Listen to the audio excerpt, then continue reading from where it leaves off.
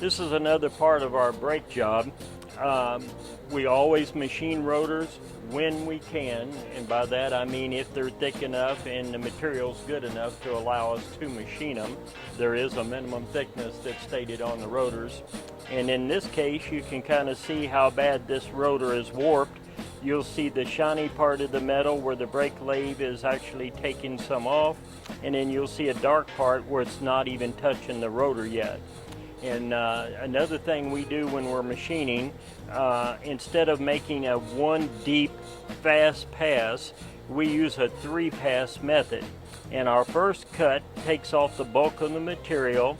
Then the next 2 cuts are a real light cut, and they're real slow, and it gives you a much finer, smooth finish on the brake rotor.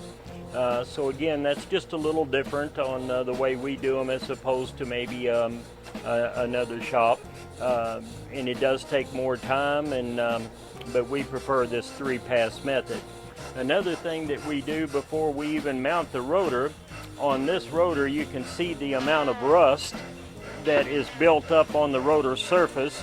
We also make sure that this is clean, and we use a sander and clean this on the outside and on the inside.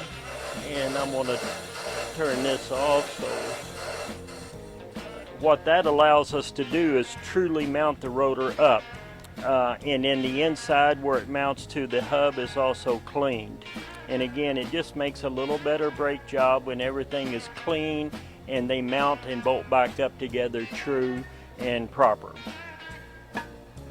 And again, I prefer, anytime I can, I prefer to reuse the caliper on the car, and I prefer to reuse the rotor that's on the car.